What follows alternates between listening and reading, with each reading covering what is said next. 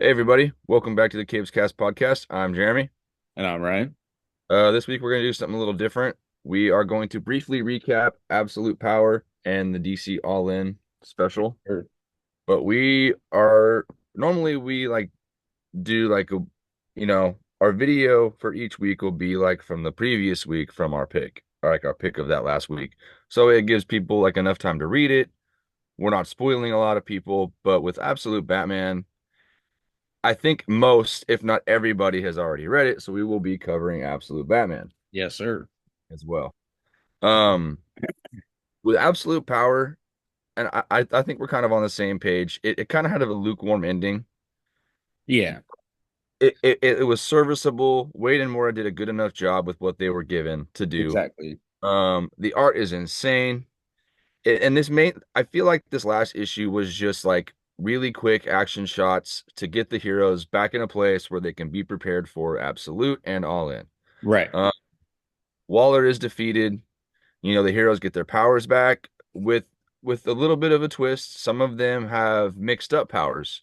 Some have new powers, some have powers that belong to other characters. And some powers just went away to random people. Yeah, exactly. Yeah, exactly. So the fallout of all that we'll probably see that in All In, but the other half of that is the Absolute universe.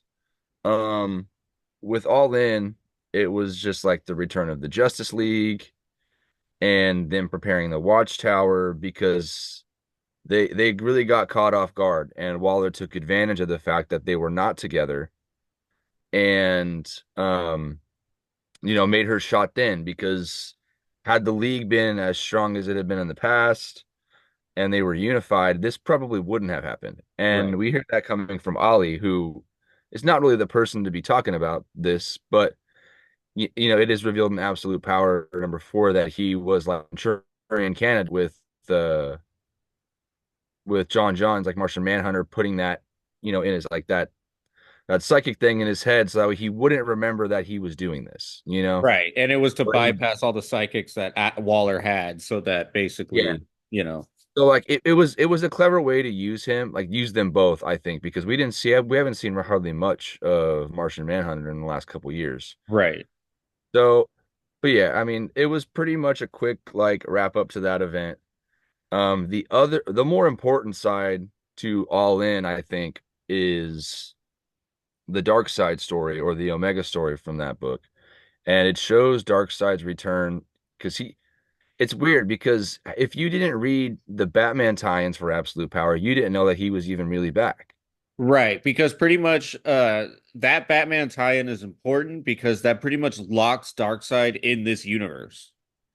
Because he Right. basically is in this universe when Absolute Power happens, and basically then basically what happens in Absolute Power is the multiverse gets cut off and the Yeah. universe, the main Earth Zero is basically cut off from the rest of the multiverse. And since Darkseid is part of it, it affects him since he's in locked Right. away from the rest of the multiverse too. Right. Because that whole 3 issue tie-in, it's Batman and Catwoman trying to find this Mother Box, and Yeah. they don't realize that like that they're there for the Mother Box, but they don't realize that there was a second part of that and that Waller was using it as a signal to call somebody. Right. And that's somebody being Darkseid.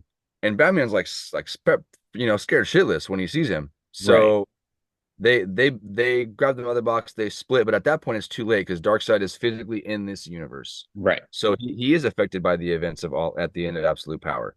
Which I found Um, pretty funny too, was like Catwoman was like, "Who's that?" And it's like, "Oh yeah, Catwoman, of course, would know who Darkseid is." So that's pretty funny. yeah, exactly. Like she's never interacted with him before. Yeah. Um, but yeah, so like, and it's weird because when you read that alpha side of things, you're like dropped, like Darkseid's just dropped into the middle of that story. So if you only read half that book, then you're lost, you know? Right. I mean, if you read half that book, then what are you doing? Why did you buy it? Right. But you read the Omega side and you learn about what Darkseid did, how he, took his power grab. He was basically like doing like a Maker style, uh, kind of like at the beginning of Ultimate Invasion, when the Maker went around grabbing all of these pieces of tech and all these things to create his own universe. Right. He made the Uh, miracle Dark machine.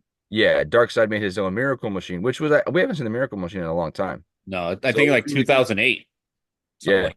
which I mean, with that kind of MacGuffin, it's Yeah, you cannot use it that often because then right, it's just like you can do whatever you want with it all the time. right. It is also nice to see that there is like a really big price to pay to use it. Like he had to go around to all these like top tier players in the DC universe. Quintessence had to like try and stop him. You had He went to hell to Calypso. talk to like the Yeah. first of the fallen Trigon, and then Right. He was basically, talking to the Kings of Hell. Like he was going around like doing what Maker was doing in Ultimate Invasion, but with more basically with more conflict involved. he even went to heaven and fought Zariel, which is pretty crazy. Yeah. Yeah, Yeah, you know, yeah, right. There's a lot of cool stuff. And the way that Wes Craig yeah, drew that issue was really, really great. it was. Um, so yeah, basically you get that, and then you learn that he basically learns the truth about who he is and what he's supposed to be, and it's not enough for him anymore, you Right. know? And so he tries to bond with the Spectre to try and bypass this and essentially like become the focal point of his own universe or the multiverse as a whole. Right. Well, first he wants to bond to the Spectre so that he can understand the information. He wants to know what the Right. heck happened, why he felt this surge of power, change. But it was also a thing of, once he was unbonded from him, he would die, more or less. Right. Because like and in that alpha side of things, like when he's fighting the Justice League, it's just like incoherent rambling from him. Yes, yes. And then when you read the Omega side, you realize that he's just having a conversation with the Spectre, basically saying, like, give it up, man. Like Right. Like this is Spectre gonna pretty happen. much like took him to the Watchtower so that they could like fight him, but it was like all he Right. could see was Spectre. Like he saw all Yeah. the Leaguers as just a bunch Right. of So Spectres. there's just two fights going on the whole time, like between Darkseid and the Spectre, and then the League and Darkseid. So it's really well done. It's really well written. Yeah. I and we had this conversation like last week. Had this given a little bit more breathing room, I think it would have really, really landed a lot better. I like the all-in special. I think it's good. I think it's a really good starting point, but it's all reliant on the at one absolute universe really, really being good, and the main universe with all in being good, and Right. then meeting back up in the middle when that event comes. Yeah. So to speed things along, Darkseid manages to create his own universe that is basically created from only his energy.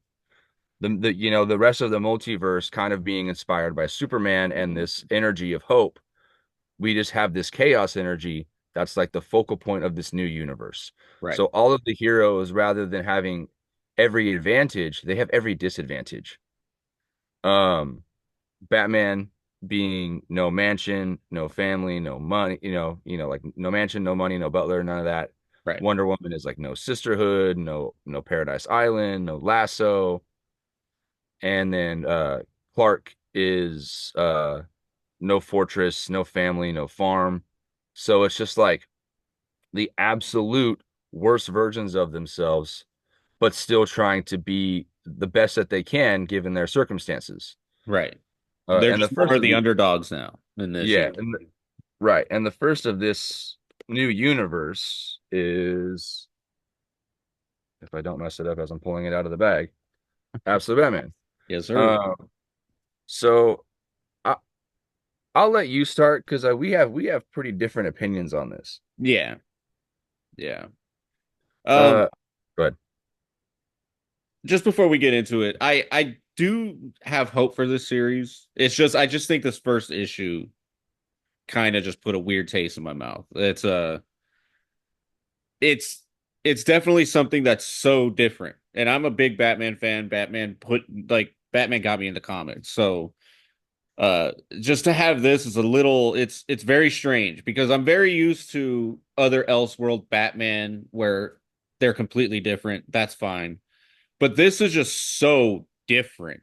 Like it yeah, doesn't to me, a lot of it doesn't even feel like Batman. Like if he didn't have the suit, I feel like this wouldn't even be a Batman book, you know. yeah, yeah, and I think I that's probably the point. But right, and I agree with you, but also like I think part of us being sold on this idea is that it's still Batman at its core. But there are times where it doesn't feel like this is Batman. Like it, and when we talked yesterday, like like even the more I thought about it, it really does feel like a, he has like this Spider-Man Peter Parker-esque, like, I'm broke, I'm smart, I have all these things stacked against me, but like at the end of the day, I still have to go out and do this job. Like it's Right. almost like he really feels responsible for taking care of this city because he's from the city. He's not just this rich ass kid who had to basically be broken to learn to defend his city. Like he was kind of that way from the get, like he Right. didn't really have much of anything. He came from the streets, he was and I think that plays to this book's benefit only because it's such a new and fresh take on the character that you almost give him a blank check and say, okay, man, do whatever you want as long as you can still like throw in some of your Batman flavor because you know whether Snyder is your personal favorite or not, he redefined Batman for the modern era with New 52. Like Right. it's one of the only books from that era that's like critically acclaimed. I mean, Court of Owls still is critically acclaimed. Like that Right, is, exactly. So you know, like was it the safe choice to bring Snyder back? Yes. yeah. But if they had been working on this for several years, I'm gonna stick it out and I'm gonna see where this goes. Like Because it just goes to say that like Scott Snyder just did a bunch of Elseworld Batman with Death Metal and the Metal Event. And yeah, even those like had a feel of Batman to me.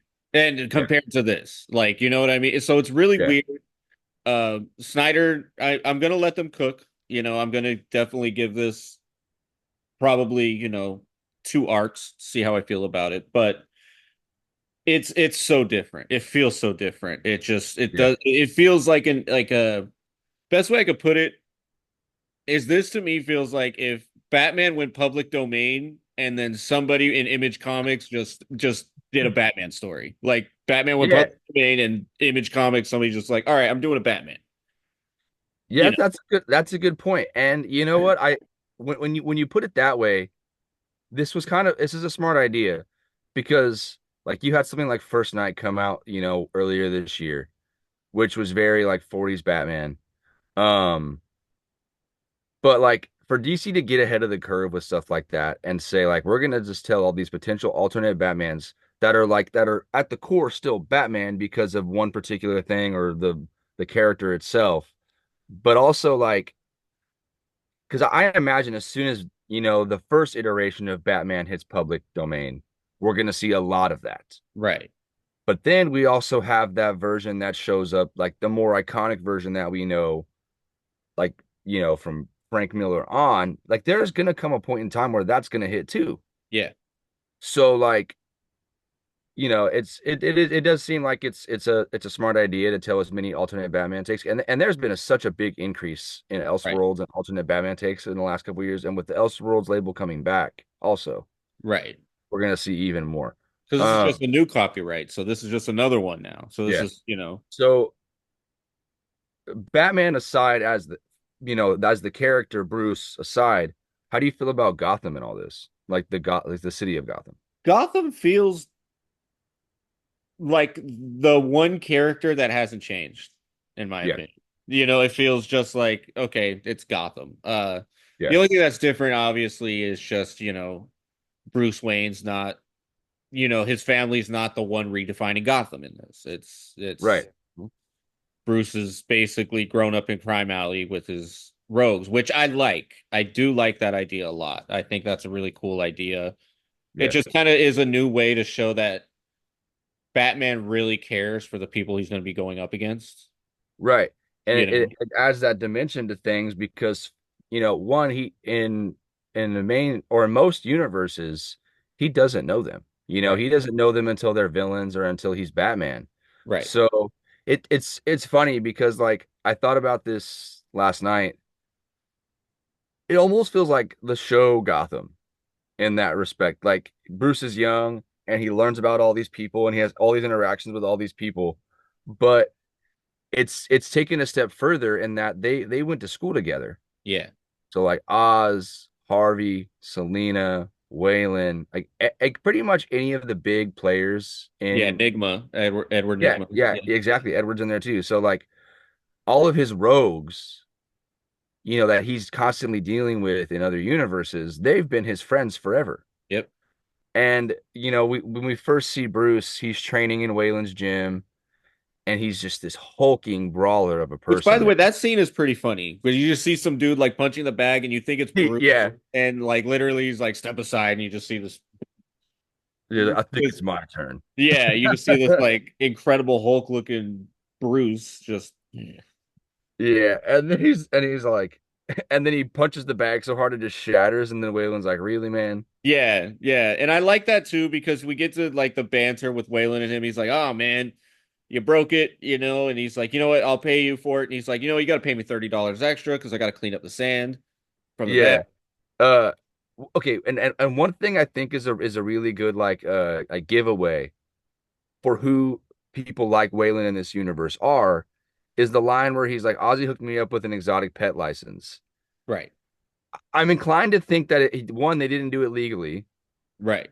100%. Two, they're probably in some kind of black market exotic pet trade Right. because it lends credence to the fact that they're going to be his villains later on too. So Right. like while they really care about the city that they grew up in, the way that they go about these things or the way that they make their money or the way that they survive isn't exactly the cleanest way. Right.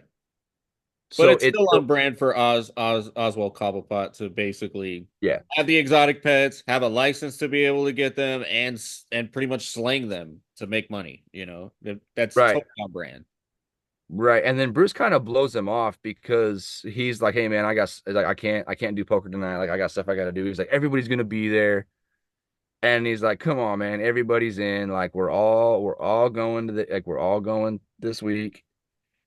And then he's like shouting at him. He's like, "What's going on with you, man? Like talk to me." They're like, "I'm talking to you." And then there's that panel of the photo of them Yeah. together, Yeah. and he's all like, "This is our home, man. We have to do something because you have this new group that's being introduced that's led by Black Mask called the Party Animals." Right. And I I'm not sure how to feel about them quite yet. Yeah. I it's weird because I like this idea that he's a new player in Gotham, so nobody knows him.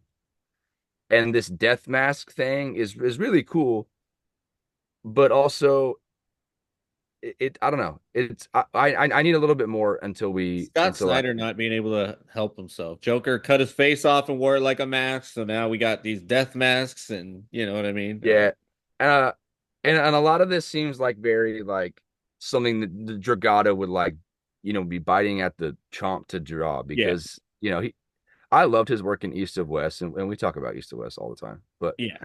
um I think he was a really, really good fit for this book. Like, and his style has just gotten better and better and better as time has gone on. Yeah. Um, Oh, his splash pages in this like are oh, sick, dude. yeah, dude. They're Um, and it's not just the villains who play uh, different roles or have like a kind of a twist on them.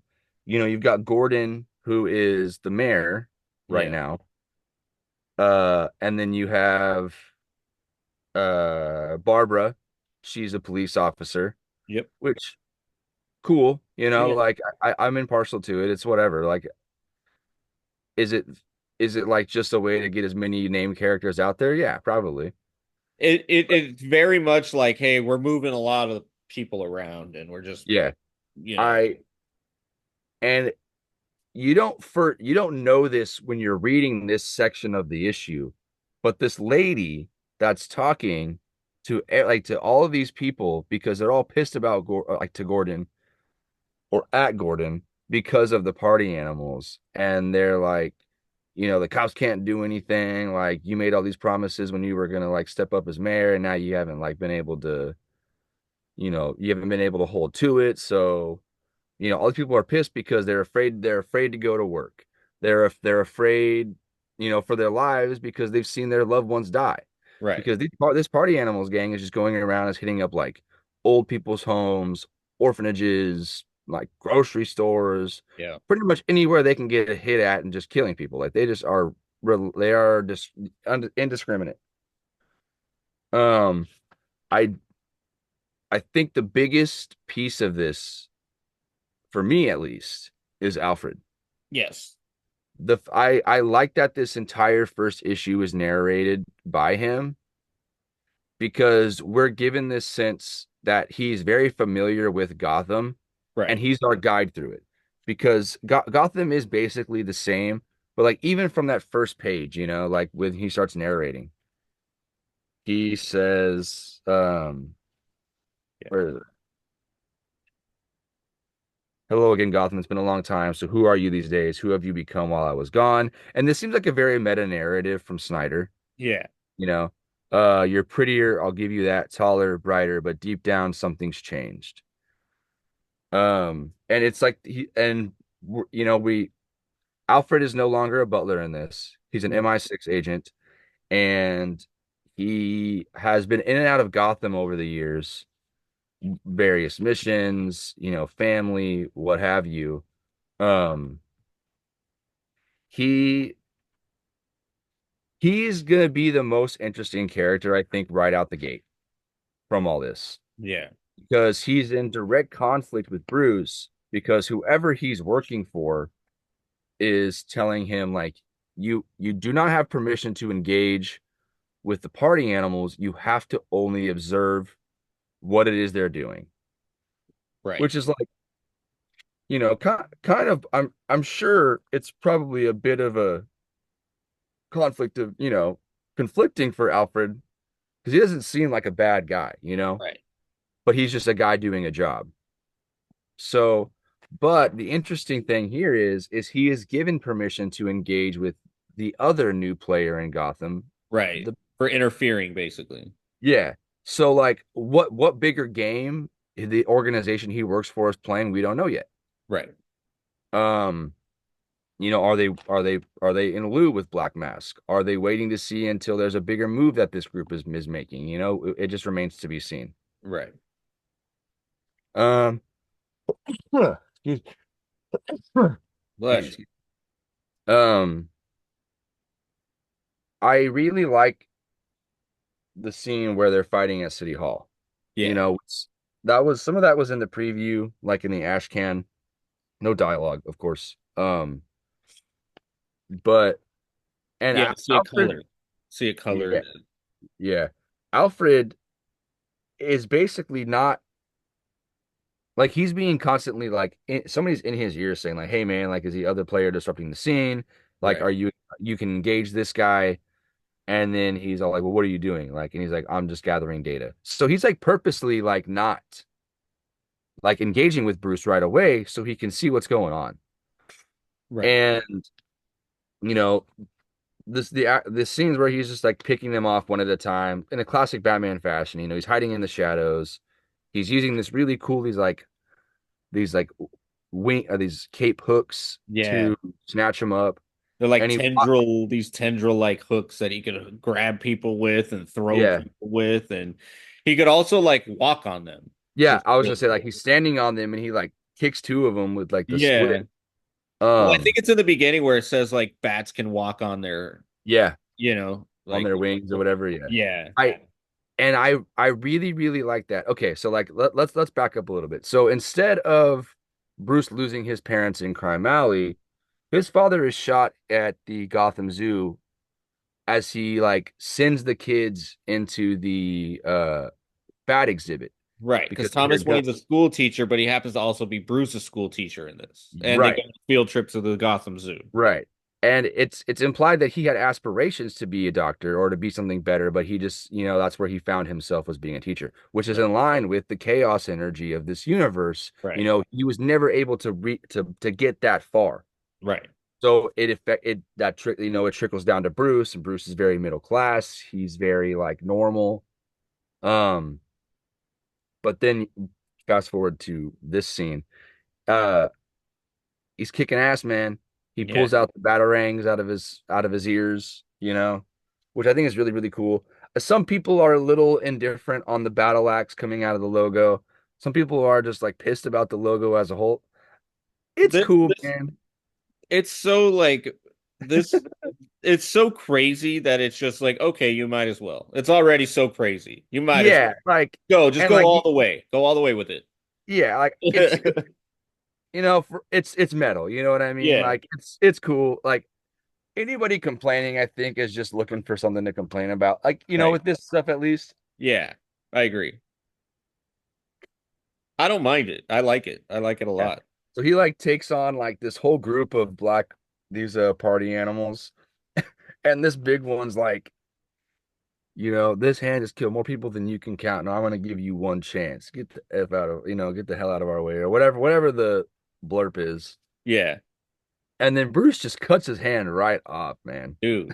Yeah. And he's like, And I hear they could reattach it, so you might as well go to the yeah, hospital.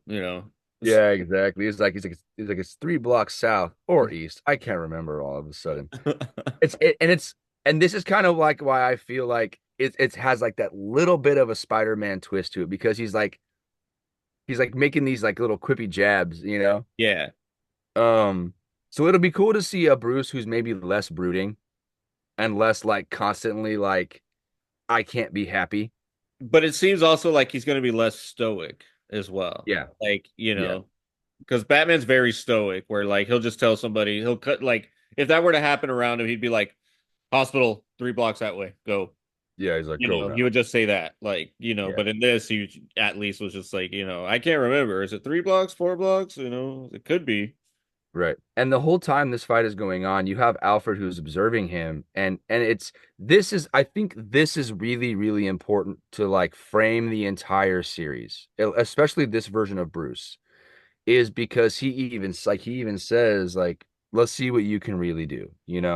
And he says you're fast, steady, above all focused. You've been waiting for this, haven't you? Yeah, you have. You're trained mixed martial arts, your own blend, Muay Thai, Brazilian Jiu-Jitsu, but you're a striker above all. Brutal yet precise. You're putting on a show. A leg stomped on so everyone hears the crack, an arm snapped over your knee, sending a message. You're enjoying it too. And this knife work, my lord. So bloody, yet you miss each artery by just enough. No fatalities at all, not one. So an idealist. Bloody hell. Yes. And I think that's important because he Alfred doesn't know him. He doesn't know anything about him. So he's making these observations and he's making these calls off on the fly and really trying to learn who Bruce is. Right. Um, and then there's this last bit, where he's like, well done. But if you were a true tactician, you'd have set up a trap for those fleeing. And before he even finishes that sentence, man, Yeah. he pops the bomb. He explodes the steps or whatever. Yeah. And so like this shows you that this Bruce is still smart. And it's not until after that explosion when Alfred finally enters the fray. And what's interesting is this. Okay, so like this is just a little like Easter egg tidbit, but when he says like that's the sound of a DC-34 automatic shotgun, son, there are only 3 of them in the world. It could blow your brains all over the sidewalk before you even blink. DC-34 is, if I'm correct, it's a reference to the year that DC was founded, which is Oh yeah. 1930. You're right. So it's just a cool little Easter egg, I Yeah, think. there's another really cool Easter egg that I saw that nobody mentioned, but it's towards the end, but I'll point that one out too. And so like this is the first time we see Bruce and Alfred like have a little bit of an encounter. And Bruce is like he just kicks him in straight in the chest, takes the shotgun and dips. And then so he that next day is all again narration from Alfred, and it's just narrating all of the things, like pretty much everything he's learned about who Batman is. Oh man. And excuse me, this is like killing me this morning. Yeah. Uh, and so he's like observing Bruce Wayne at this point, Yeah. and we See, it's learn like it that says he's 24. yeah. His mom is a So social worker, dad's a teacher. yeah, um, he grew up in Crime Alley, high friends in low places. He he even makes a point to say like you're smart, you excelled in school, your parents had you tested and you scored near genius levels. You entered a engineering competition and you created a collapsible bridge, you know, that could bring aid to locations from catastrophe, war, cataclysm, all these things. And it's based on like an origami like design of a bat wing. Yeah. So like the bat aspect is still very fundamental to this version of Bruce. Yeah. And so, and then we see Bruce go to the zoo, laying flowers down, where his dad died, and he's remembering all of these things. It's never shown who killed his dad. It's just a guy in a beanie, right? I'm Yeah. assuming it's Joe Chill. Right. Maybe it's left ambiguous for reasons that we don't know yet. But Right. But a uh, fun fact also, like Thomas like hides all the kids in the bat enclosure as well. yeah, So yes, that's kind of where, and Bruce already has that like affinity for bats based well on his bridge design. I like the symbolism of that because it's basically like he went in there a kid and he's gonna come out Yeah, broken. He's coming out broken from the bat enclosure, So and right, that's exactly. And it's not from a place of fear, where like in most universes, and for that it's like, oh, like he's, the bats, scared him, or he saw one and it startled him. Like he already, like, this is something that he was looking forward to. He got to win a trip to the zoo, and it was the closest safe place his father could find for him and his friends. right. So like for him to find comfort in this is very different than what we've seen in the past. Exactly. um he ends up in jail. He's kind of just like lashing out at the world, but then he ends up like straightening things out. He goes to school, goes to the best university in the state. But then, like, he's playing football and he gets injured, a soft tissue tear. And Alfred says he's seen the x-rays, and he says that he faked the injury. And he's like, "Why?" He's like, "You were good enough to be a star, even go pro." And then Alfred is like, "You must have been saving yourself for a moment like this." Right. And then he goes on to say, like, "You studied applied mechanics, chemistry, criminal psychology, military theory, sociocultural history, prepare for everything." And then he comes back home, and he's basic. So like main universe, Wayne Tech runs most of Gotham. Right. So it makes sense that Bruce has access to all these things. Whereas he wouldn't have that same access in this universe. So what does he do? He takes all the knowledge and all of the schooling that he's been through and applies itself in his work. Right. He works in the water department. He works in sanitation. He interns at City Hall. He's like training his body, his mind, every single part of himself to learn Gotham, Right. you know? And So it instead of makes going him, abroad, he just went to schools. right, exactly. So it makes perfect sense for him to know the ins and outs of Gotham because he's worked pretty much every single job in a city's infrastructure that you can work. Right. So, and he could probably, leave markers for himself. He's designed probably a lot of this stuff, buildings, the pipeways, all of these things he's had a hand in for the last several years. Right. Um, but then here's like the first big twist. Martha's still alive. Yes. Martha's And still Martha, alive. right. And Martha was the person that was speaking up at Gordon's rally. Yep. Um, to kind of like get people off of his back. And she doesn't know that he's Batman. Right. Again, a very Aunt May Peter Spider-Man. Parker Yeah. dynamic. And then the last few pages is Bruce is like up in the one of the abandoned floors of the skyscrapers, unfinished, because these big giant companies and oligarchs just use them as like a way to funnel money into, probably launder money in and out of, you know what I mean? Like the classic comic book business stuff that we see. Right. And Alfred and him have a quick encounter, and he ends up turning around and pops him in the face with the shotgun that he took from Alfred, but he's tweaked it Yeah. and he made it non-lethal. It took and kind of leaves it there as like a fu, like, hey man, like Yeah. like you I can ruined keep your it. gun. Yeah, you can keep it. Yeah. Um, and like that's pretty much where that ends. But then you have this final page Right. where Alfred is talking to his contact, and he had spent 5 years tracking this individual, and then he loses him. Right. And it says like he trained with the League of Assassins, then killed them. So I'm just gonna skip to it. It's revealed that this person at the end of the issue is the Joker, Right. but it's a very different version of the Joker. He doesn't laugh, he isn't happy, and it seems like he's gone through the training that you know DCU proper Bruce Wayne went through. So it's going to be a very different version of the Joker Right. than we're used to seeing. He's rich. He's a trained fighter. He's probably highly intelligent. It's almost like Bruce is going to see a mirror version of himself in the Exactly. Joker. So I'm Exactly. intrigued, but I really, really wish that this was saved for a few issues from now. Yeah, I agree.